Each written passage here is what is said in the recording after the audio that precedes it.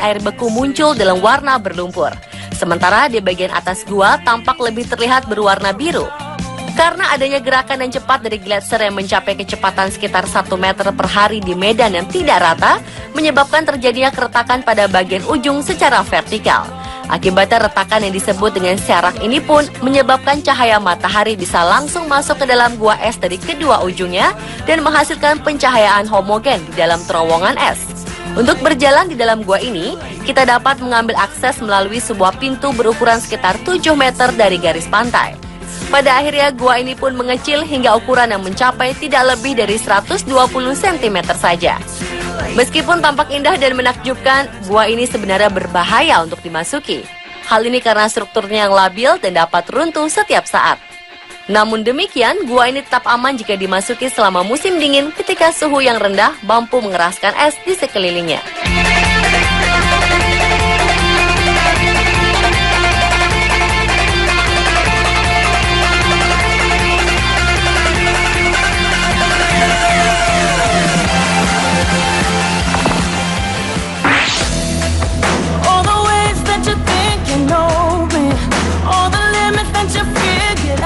Penampakan sebuah gelombang air raksasa yang kaku dan membeku mungkin akan membuat kita merasa heran sekaligus takjub.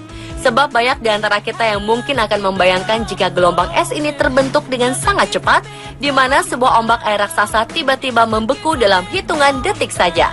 Faktanya, ombak yang membeku ini tidaklah tercipta dalam waktu yang singkat, melainkan hasil dari proses alami yang sangat lama. Adanya formasi es berwarna biru yang ajaib ini menjadi bukti kuat jika gelombang es ini tidak diciptakan langsung dari ombak yang tiba-tiba membeku. Menurut penelitian, frozen wave memiliki warna kebiruan karena terbentuk dari formasi gelombang yang terbentuk secara perlahan-lahan dari waktu ke waktu. Proses membeku dan mencair yang silih berganti dari tahun ke tahun telah memberikan formasi halus seperti sebuah ombak yang membeku. Selain sajian menarik dari frozen wave, Antartika juga memiliki keajaiban lain berupa menara-menara tinggi yang terbuat dari es. Berlokasi di Gunung Erebus, Antartika, ratusan menara es ini berdiri kokoh hingga mencapai ketinggian 20 meter. Terbentuknya menara es ini disebabkan oleh pertemuan unik antara api dari dalam perut bumi dengan es di permukaannya secara terus-menerus. Akibatnya, uap vulkanik pun membeku di bagian dalam membentuk lapisan es yang semakin meninggi.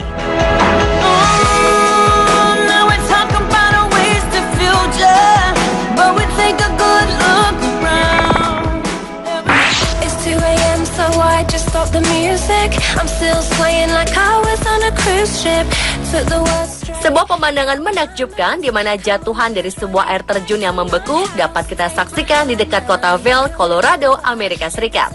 Bentuk pilar es yang terbuat dari air terjun ini dapat tercipta pada musim dingin, di mana suhu udara menjadi sangat rendah hingga mampu membekukan air dalam volume yang sangat besar.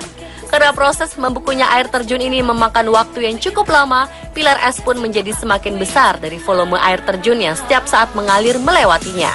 Pada saat mencapai puncak beku, pilar es ini dapat berdiri kokoh dengan ketinggian mencapai 50 meter, serta diameter dasar yang mencapai 8 meter.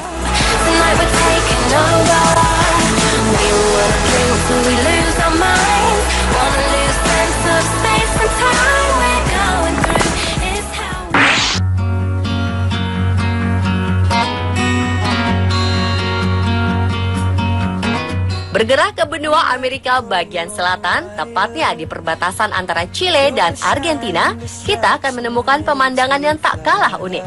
Ribuan pilar es dengan ujung yang runcing terbentuk secara alami di wilayah Ranges Andes, sebuah dataran tinggi yang terletak sekitar 4.000 meter di atas permukaan laut. Paku-paku es yang disebut dengan penitentes ini memiliki ketinggian bervariasi, mulai dari beberapa sentimeter hingga mencapai ukuran 5 meter, dan menciptakan sebuah pemandangan seperti hutan es yang sangat lebat.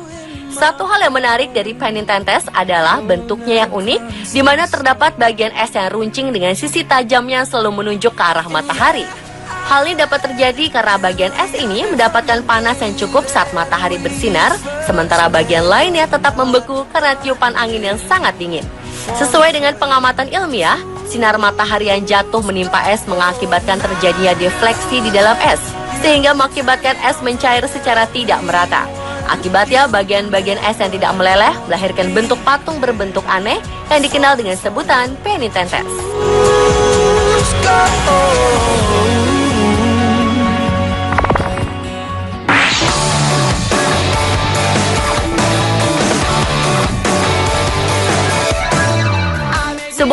fenomena langka di mana sebuah formasi es berbentuk lingkaran terjadi beberapa waktu lalu.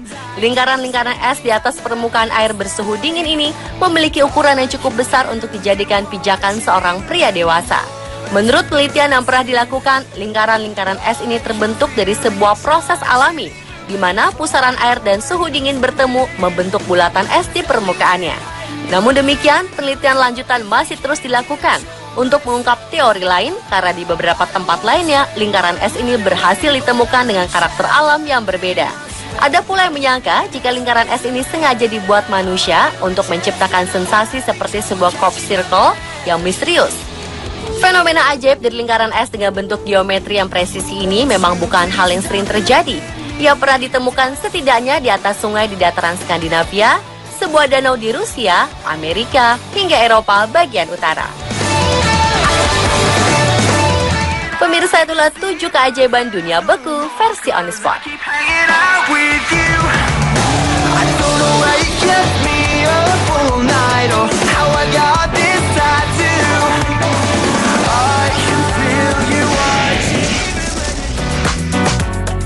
Siapa bilang hanya manusia memiliki akal? Hewan-hewan berikut ini akan membuktikan bahwa mereka juga bisa memakai akalnya dalam beraktivitasnya sehari-hari. Penasaran? Nantikan informasi selengkapnya setelah yang mau lewat berikut ini.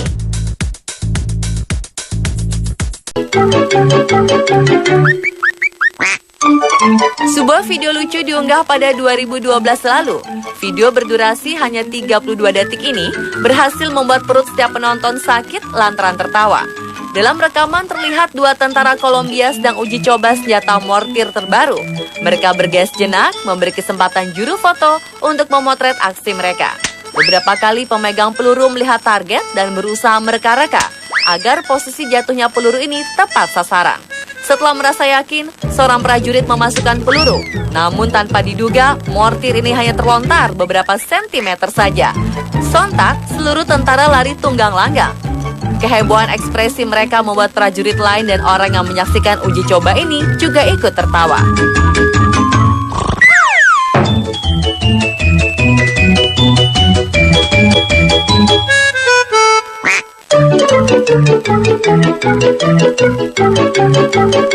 Dalam sesi pelatihan militer, seorang prajurit sedang menguji coba sebuah granat. Saat ia bersiap untuk melemparkan granat tersebut, seketika ia pun menjatuhkan granat tepat di dekatnya. Untungnya granat ini adalah granat yang dirancang khusus untuk pelatihan. Karena ia pergi setelah melemparkannya dan tanpa disadari, ia telah menjatuhkannya tepat di dekatnya.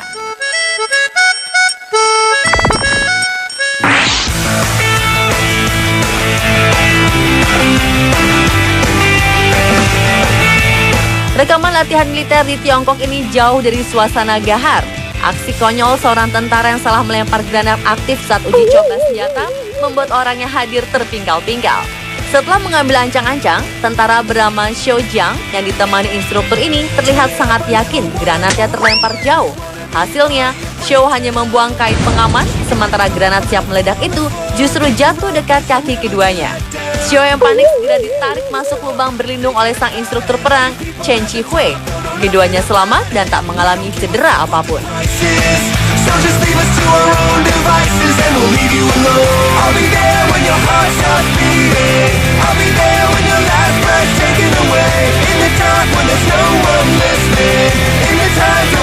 Aksi berikut juga hampir mirip dengan yang sebelumnya. Karena salah melempar granat, seorang komandan terpaksa menarik guna menyelamatkan tentaranya. Karena granat aktif yang dilempar ini justru mendarat di dekatnya. Berkat aksi sigap sang komandan, ia berhasil menyelamatkan kecerobohan tentara baru tersebut.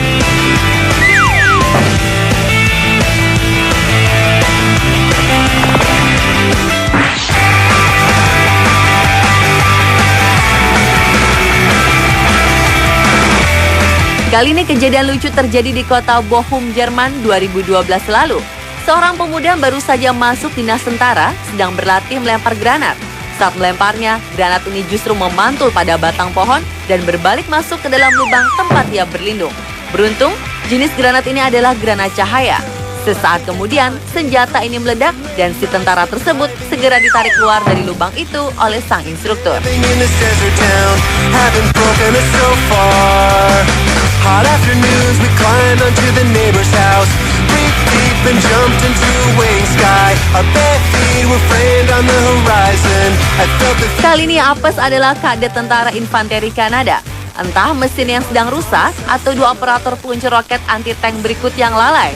Yang pasti, pada pelatihan 2012 lalu, usaha mereka mengukur jarak sasaran menjadi tidak ada gunanya. Sudah capek-capek melakukan persiapan, ternyata roket yang mereka tembakan hanya terlontar beberapa sentimeter. Sontak, dua kadet ini serta sang perekam latihan lari tunggang langgang. Dikabarkan kedua tentara Kanada ini baik-baik saja. ahead of ourselves, 'cause now I barely can remember. Yesterday stretched on for so long.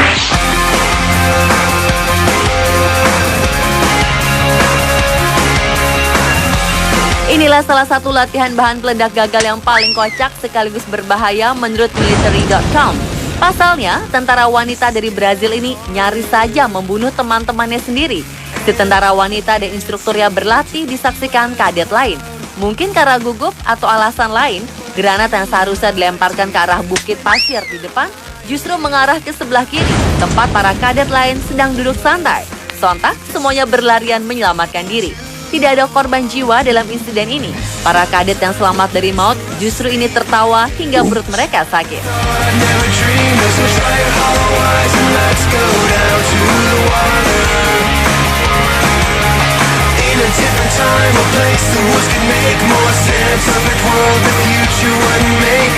Seorang tentara senior Amerika Serikat terlihat sedang mendemonstrasikan tentang bagaimana cara melempar granat yang benar kepada para tentara baru.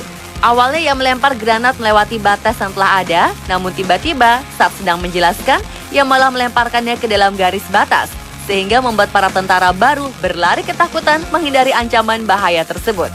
Namun ternyata sang instruktur sengaja melakukan hal ini, karena sebenarnya ia tidak mengaktifkan granat kedua tersebut.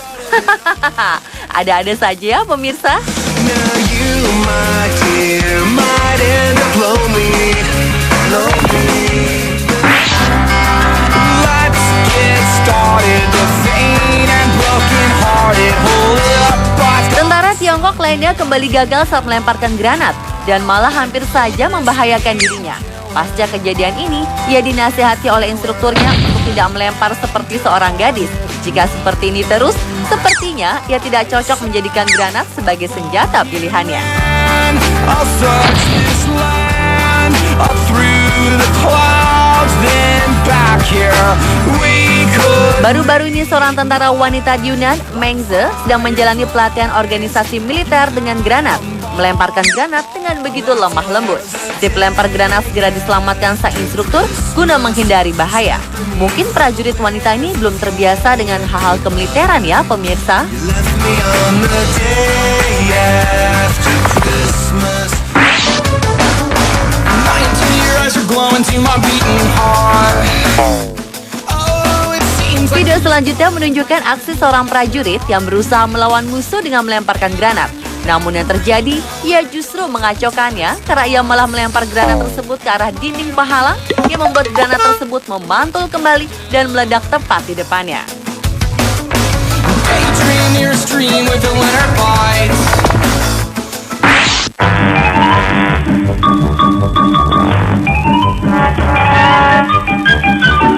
Kembali lagi pada aksi lucu tentara Tiongkok yang salah melempar granat saat sedang menjalani latihan militer. Pada salah satu kamera pengintai yang terdapat di arena latihan, terlihat salah satu prajurit dengan tergesa-gesa melempar senjata granatnya.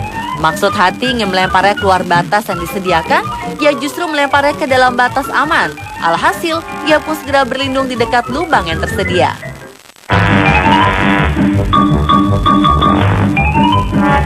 Lautan sepeda motor. Terlebih pada jam-jam sibuk seperti jam pergi dan pulang kerja atau sekolah.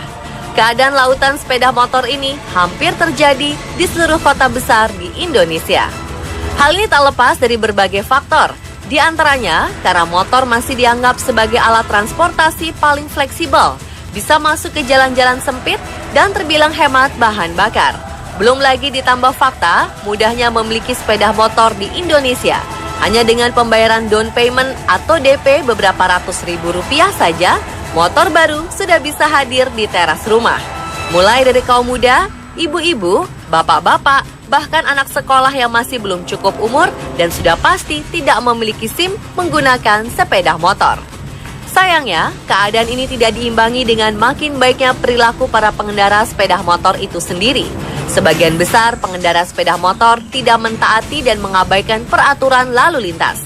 Ironisnya, perilaku menyebalkan ini sudah menjadi kebiasaan, padahal hal tersebut bisa membahayakan dirinya sendiri dan pengguna jalan lainnya. Menurut data kepolisian, angka kecelakaan pengguna sepeda motor di Indonesia merupakan yang tertinggi dibanding kendaraan jenis lainnya, dan jumlahnya terus meningkat setiap tahun. Lalu, apa saja perilaku yang paling menonjol dari pengendara sepeda motor di Indonesia? Berikut, On The Spot merangkumnya untuk Anda.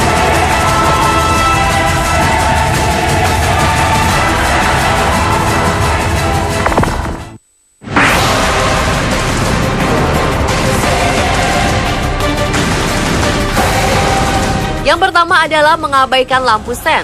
Pada kendaraan bermotor, lampu sen berfungsi sebagai indikator saat berbelok yang dibuat dengan tujuan untuk mengurangi resiko kecelakaan. Lampu ini berwarna kuning dan akan berkedip-kedip ketika dihidupkan. Warna kuning dipilih karena lebih terlihat dari jauh di siang hari ataupun malam hari. Ketika hujan pun, warna kuning juga tetap dapat dilihat dengan jelas. Sayangnya, banyak pengguna motor di jalan raya yang mengabaikan lampu sen. Misalnya saat akan berbelok ke kiri atau kanan, ia tidak menyalakan lampu sen. Atau ada juga menyalakan lampu sen kiri, tapi justru malah berbelok ke kanan atau sebaliknya. Selain itu, ada lagi pengguna motor yang hendak berbelok, tapi tidak melihat arah kiri atau kanan terlebih dahulu. Akibatnya, kendaraan lain di belakang atau di sisinya bisa menabrak jika sang pengendara motor tiba-tiba belok atau memperlambat lajunya.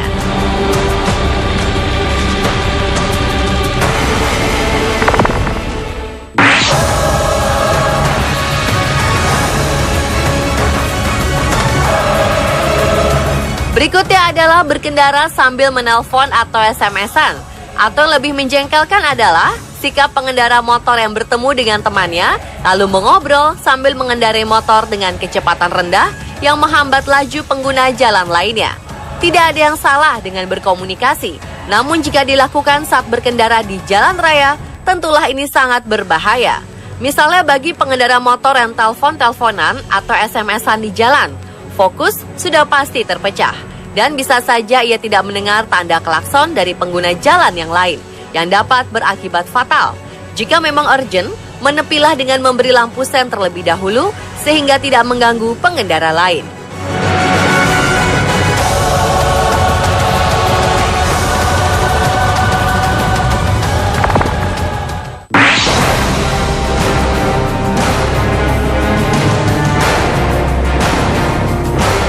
Berikutnya merupakan salah satu perilaku pengendara motor di Indonesia yang paling sering ditemukan, terutama saat terjadi kemacetan, yakni mengendarai sepeda motor di trotoar atau jembatan penyeberangan. Karena tak ingin mengalami macet, para pengendara motor yang tidak bertanggung jawab ini seenaknya saja menggunakan fasilitas publik untuk para pejalan kaki. Parahnya lagi, ada yang sampai mengklakson atau lebih galak dari pejalan kaki di trotoar atau jembatan penyeberangan, karena dianggap menghalangi jalannya. Yang sangat dirugikan tentu saja para pejalan kaki. Selain hak berjalan trotoar dirampas oleh pedagang kaki lima, kini mereka harus dipaksa untuk minggir lagi oleh pengendara motor yang kehilangan akal dan otaknya karena menggunakan trotoar untuk sepeda motornya. Begitu juga yang terjadi pada jembatan penyeberangan. Lagi-lagi pejalan kaki kembali menjadi korban.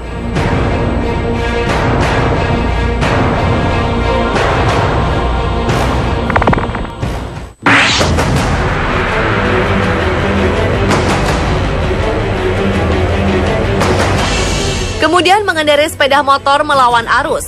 Dengan dalih untuk mempersingkat jarak tempuh dan waktu, para pengendara sepeda motor di beberapa kota besar nekat melakukan hal ini.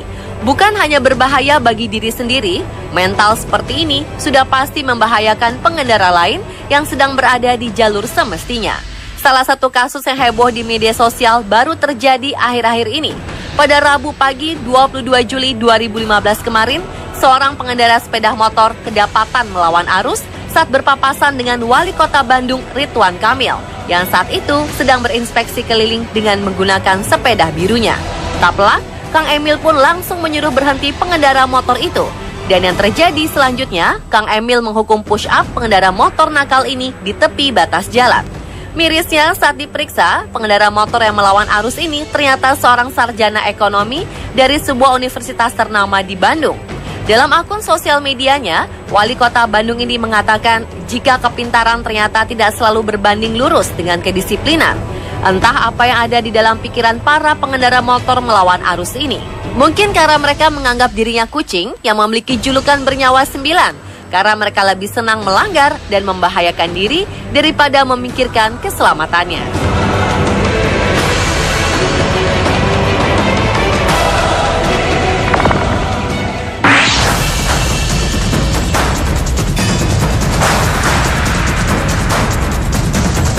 Satu lagi perilaku yang membahayakan bagi pengendara motor itu sendiri dan juga pengendara lainnya adalah menerobos lampu merah.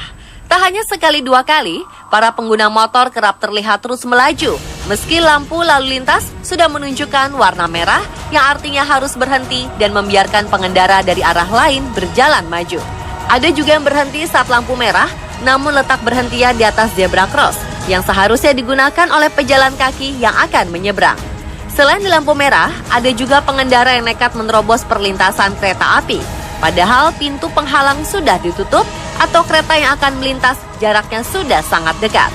Berbagai perilaku ini membuktikan para pengendara motor masih banyak yang memiliki tingkat kesabaran yang sangat rendah. Mereka lebih rela mengambil resiko kecelakaan.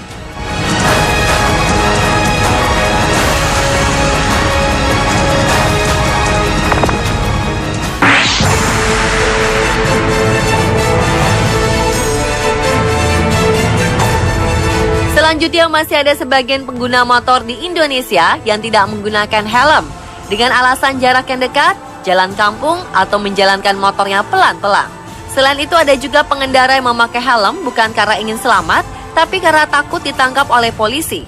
Terkadang pengguna motor ini baru memakai helmnya saat ia melihat ada petugas polisi yang sedang berpatroli.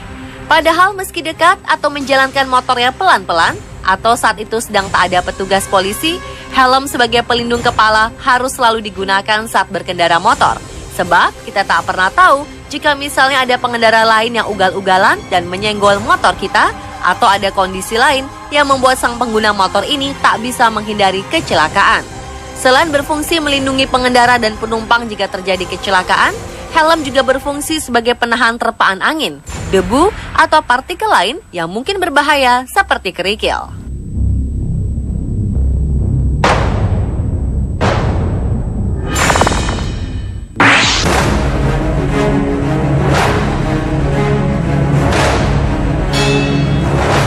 Dan yang terakhir adalah perilaku pengguna motor yang membawa lebih dari 2 penumpang. Padahal motor tidak didesain untuk ditumpangi oleh lebih dari 2 orang. Aksi seperti ini sering dilakukan pengendara motor di Indonesia. Parahnya lagi, penumpang lainnya ini tidak dilengkapi dengan helm. Biasanya yang sering melakukan hal ini adalah pengendara dengan anggota keluarga yang banyak atau para ABG yang sengaja melanggar aturan. Bagi para orang tua yang memang terpaksa membawa anak, posisi anak harus berada di tengah agar ia terlindung dari angin dan debu, serta aman selama berkendara. Dan pemirsa, itulah 7 perilaku pengendara motor di Indonesia versi on the spot.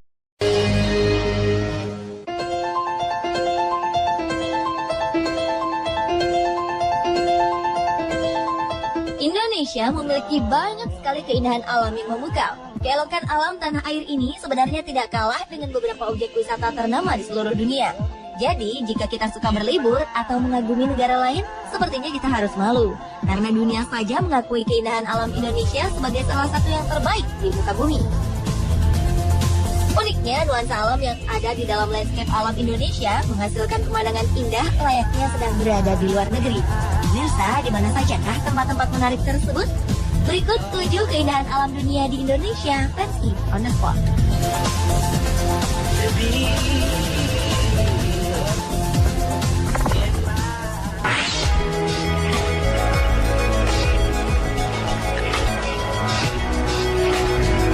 Jika Anda ingin berkunjung ke Grand Canyon yang terletak di Amerika Serikat, namun terhalang karena biaya mahal, mungkin Anda bisa memilih datang ke Grand Canyon lainnya, yaitu di Desa Kertayasa, Kecamatan Cijulan, Ciamis, Jawa Barat ini.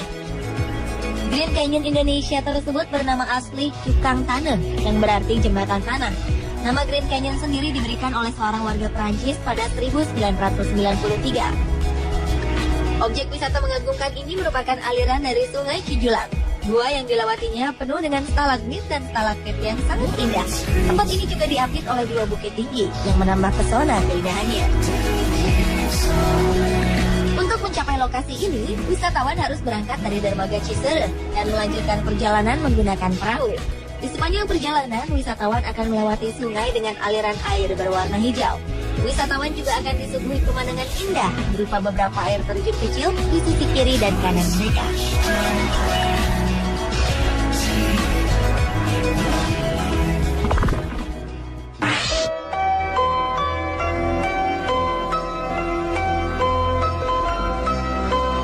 Kepulauan Raja Ampat merupakan kepulauan yang berada di barat Pulau Papua di Provinsi Papua Barat. Pemandangan Raja Ampat Papua disebut-sebut mirip dengan Phi Phi Island yang ada di Thailand, bahkan lebih indah dari Phi Phi Island. Di Raja Ampat Papua kita bisa melihat pulau-pulau yang berbukit-bukit hijau dengan air laut yang jernih. Selain itu pantainya juga berpasir putih, sehingga kita dapat melihat langsung kehidupan bawah laut tanpa harus snorkeling maupun diving. Raja Ampat terkenal juga dengan biota bawah laut yang beraneka ragam yang memiliki ribuan spesies ikan dan terumbu karang yang terindah di dunia. Jadi, jika Anda sudah pernah berkunjung ke luar negeri, tetapi belum pernah menginjakan kaki di Raja Ampat, sepertinya perjalanan liburan Anda belumlah lengkap.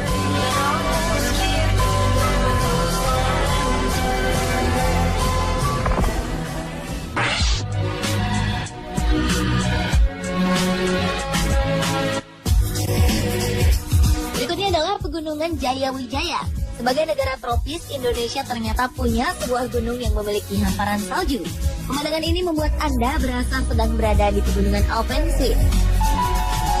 Pegunungan Jayawijaya merupakan nama untuk deretan pegunungan yang terbentang memanjang di tengah Provinsi Papua Barat hingga Papua Nugini. Selain menjadi surga para pendaki, Pegunungan Jayawijaya juga menjadi surganya para peneliti geologi dunia. Hal ini dikarenakan deretan pegunungan ini terbentuk karena pengangkatan dasar laut ribuan tahun silam. Meski berada di ketinggian 4.800 meter di atas permukaan laut, berbagai fosil kerang dan makhluk laut lainnya dapat dilihat pada batuan gamping di Pegunungan Jayawijaya. Menariknya lagi, puncak Gunung Jaya merupakan satu dari 7 summit atau 7 puncak tertinggi di dunia. Pegunungan Jayawijaya juga merupakan satu-satunya pegunungan dan gunung di Indonesia yang memiliki puncak yang tertutup oleh salju abadi. Namun sayang, salju yang dimiliki oleh beberapa puncak Gunung Jayawijaya saat ini telah hilang karena perubahan cuaca secara global.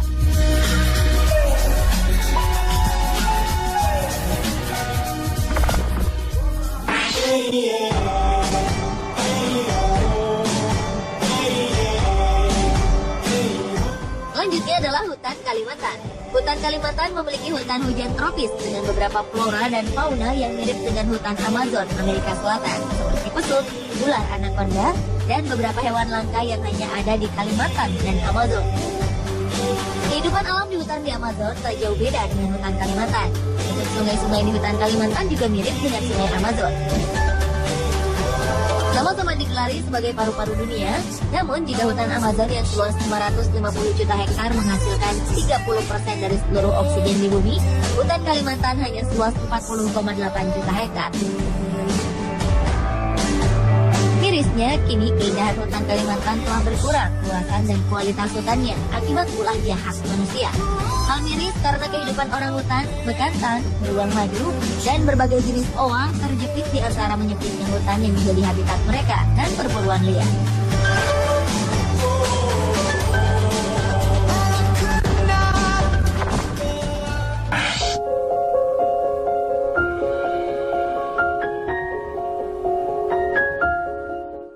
Danau Kumbolo yang terletak di Jawa Timur merupakan sebuah danau di Pegunungan Semeru. Letaknya berada di ketinggian 2.500 meter di atas permukaan air laut. Di sana juga terdapat padang rumput yang dikelilingi bukit dan gunung. Lerengnya ditumbuhi pohon pinus seperti di Eropa. Ketika suhu berada di bawah 0 derajat Celcius, kadang-kadang terjadi hujan salju kecil. Jika suhu sangat dingin, pinggir-pinggir Danau Ranukumbolo bisa membeku dan juga terlihat rumput-rumput yang memutih seperti salju karena embun yang membeku di rerumputan. Suasana ini semakin menjadikan Ranukumbolo mirip dengan hutan pinus di Eropa.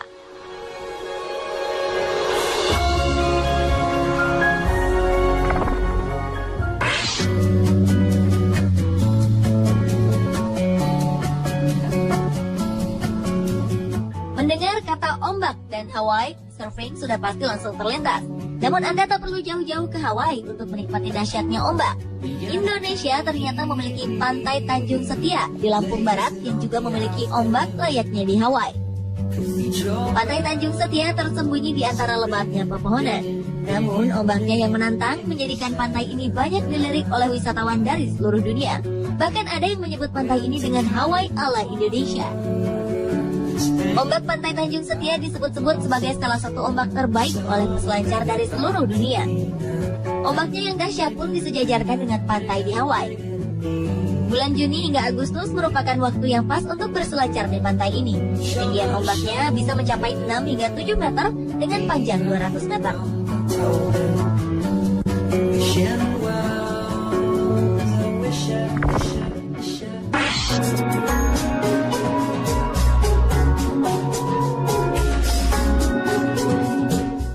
Selanjutnya adalah Taman Nasional Baluran yang terletak di Banyuwangi, Jawa Timur. Nama dari Taman Nasional ini diambil dari nama gunung yang berada di daerah tersebut, yaitu Gunung Baluran. Taman Nasional dengan luas 25.000 hektar ini memiliki beberapa jenis hutan, satwa, dan tumbuhan. Hamparan padang savananya yang serasa membawa para wisatawan ke Afrika. Tak heran, padang savana di Baluran dikenal dengan sebutan Little Africa. Berbagai satwa seperti kerbau, rusa, burung merak, monyet ekor panjang, serta banteng bisa ditemui di padang savana ini. Taman Nasional Baluran memiliki hutan musim yang selalu kering di musim kemarau. Ada juga hutan evergreen yang selalu nampak hijau sepanjang tahun. Para wisatawan juga bisa menikmati keindahan alam Baluran dari atas menara. Hamparan savana, hutan, serta Gunung Baluran bisa dinikmati sejauh mata memandang.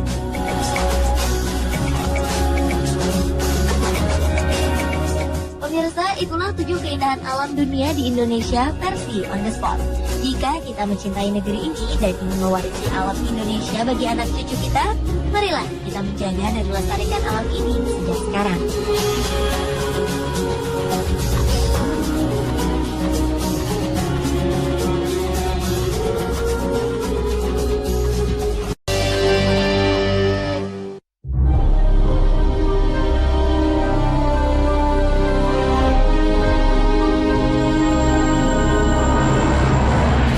Pemirsa, tahukah Anda Danau Natron di Tanzania menyimpan rahasia yang mematikan?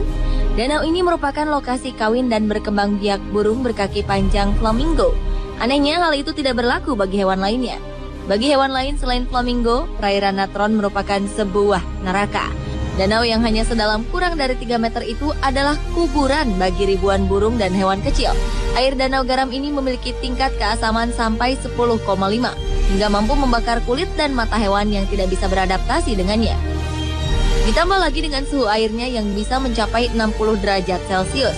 Sementara itu, 2,5 juta burung flamingo bisa bebas menyantap alga spirulina makanannya tanpa khawatir akan predatornya di tempat danau ini. Selain flamingo, satu-satunya spesies hewan yang dapat bertahan hidup di bawah permukaan Danau Natron adalah alkaline tilapia, sejenis ikan nila. Natron berarti mineral natrium karbonat dekahidrat yang biasa digunakan orang Mesir kuno untuk mengeringkan organ selama proses mumifikasi atau membuat mumi. Kandungan mineral dalam air Danau Natron juga mempunyai fungsi sebagai pengawet bangkai hewan yang tercebur lalu mati. Hal itu seperti membuat mereka seakan dicelupkan ke dalam adonan semen. Menurut ahli ekologi dari University of Leicester, David Harper, jika di tempat lain bangkai hewan yang mati akan terurai dengan cepat, beda halnya di Danau Natron. Saat mengering, garam akan membentuk lapisan kerak dan akan bertahan selamanya. Garam yang terkandung di Danau Natron tidak sama seperti garam masak yang dipanen dari laut, melainkan kapur magmatik yang telah ditempa dalam bumi, lalu keluar melalui lava dan disemburkan ke udara menjadi awan abu setinggi lebih dari 16.000 meter. Lava itu berasal dari gunung Ol Doinyo Lengai, sebuah gunung berapi berusia 1 juta tahun yang terletak di selatan Danau Natron. Gunung Oldoinyo-Lengai sendiri telah meletus 8 kali sejak 1883 dan terakhir meletus pada tahun 2007 lalu. Jika gunung berapi lain biasanya memuntahkan silikat, namun Oldoinyo-Lengai merupakan satu-satunya gunung berapi di bumi yang menyemburkan natrokarbonatit, zat yang jauh lebih asin dari silikat. Material abu vulkanik kemudian dikumpulkan air hujan yang masuk ke danau. Ternyata hal itulah yang menyebabkan mengapa hewan yang tercebur ke dalam natron terlihat seperti telah jatuh dalam ember semen. Belum diketahui bagaimana bisa burung-burung dan kelelawar terjun ke dalam air danau natron. Menurut seorang fotografer yang pernah mengabadikan bangkai-bangkai hewan di danau ini, yaitu Nick Grant, mungkin para hewan itu bingung dengan refleksi alami ekstrim pada permukaan danau yang kerap berubah warna. Hal itu mirip dengan fenomena burung terbang ke arah jendela kaca dan menabraknya.